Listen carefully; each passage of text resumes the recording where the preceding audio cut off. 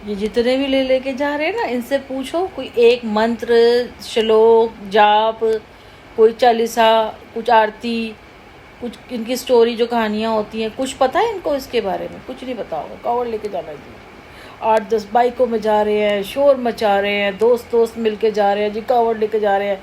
Enjoyment, picnic हो जाएगी, साथ में दोस्त है ना बहुत सारे, दोस्ती यारी, ये दोस्ती ऐसे करके जा रहे हैं। एक दिन कह रहे थे वो जा रहे हैं, उन्होंने वो क्या वैन में सब कुछ बनाया हुआ है, खाते पीते जा रहे हैं जी, फिर आएंगे, एंजॉयमेंट हो जाएगी। आदमी है ना, कुछ करना नहीं है, पीछे बीवी है संभाल लेगी घर में तो भोलेनाथ है वो, 3 आंखें हैं उनकी, 2 आंखें और एक तीसरा नेत्र। वैसे तो 2 आंखों से इतना कुछ देख लेते हैं कि तीसरा नेत्र खोलने की जरूरत ही नहीं होती। जिस दिन खुला उस दिन सारी दुनिया ही भस्म हो जाएगी, ठीक है ना। तो ये उनको चलाने चले हैं।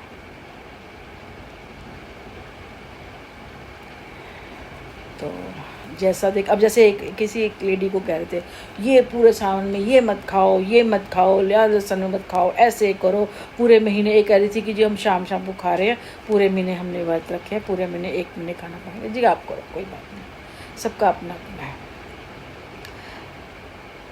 कहते हैं ना, बड़े कुछ एक बेवकूफ़ कोई चीज़ चला लेता है तो उसके पीछे चले जाते हैं, ज़रूरत नहीं है। हम कोई संत महात्मा कुछ नहीं है जो एक टाइम खाएंगे, एक टाइम करेंगे, कुछ नहीं करेंगे। हम अपना पहले अपना शरीर देखेंगे, अपना बच्चा देखेंगे, अपना घर पहले देखेंगे। मैं तो सिंपल सी बात है, पहले मैं इनको देखूंगी, फिर मैं भगवान के पास करती हूँ। वो उनका अलग अलग रखा हुआ है ना मैंने, इसलिए मैं सुबह 4 बजे कर लेती हूँ, या उससे पहले कर लेती हूँ, 6 बजे कर लेती हूँ, जब फिर उसके फटाफट करके फिर बेटे का टाइम हो जाता है।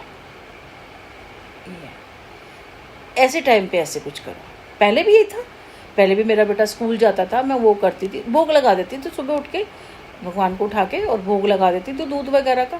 फिर मैं अपने बेटे को भेजती थी, फिर इसको करती थी, नहा धो के फिर उसके बाद कर लेती थी फटाफट, और उसके बाद अपना पूजा करके, और उसके बाद मैं ये कर लेती थी, अपना काम कर लेती थी। क्योंकि बर्तन सफाई, कपड़े, सारा कुछ करना होता था, बेटा स्कूल लेके आना होता था, उसका होमवर्क करवाना होता था, बहुत सारी चीज़ें थी।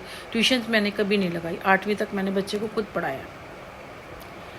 9वीं में लगाई है शायद, 8वीं के लास्ट में लगाई थी क्योंकि मैथ का चक्कर था। 9वीं में लगाई थी, 10वीं में लगाई थी बस। 11वीं बेटे ने अपने आप की थी, और 12वीं में भी बेटा अपने आप पढ़ा था बिना ट्यूशन के। ट्यूशन नहीं लगाई थी, वो यूट्यूब से पढ़ा था।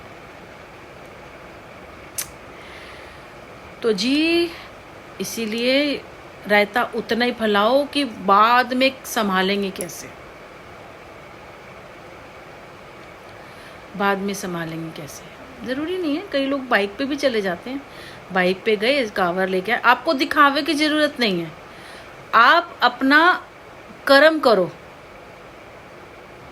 आप बाइक पे जाओ, वहाँ से जल लो और शिवरात्रि पे चढ़ाओ और अपना आ जाओ। यकीन मेरा, बिलीव करो।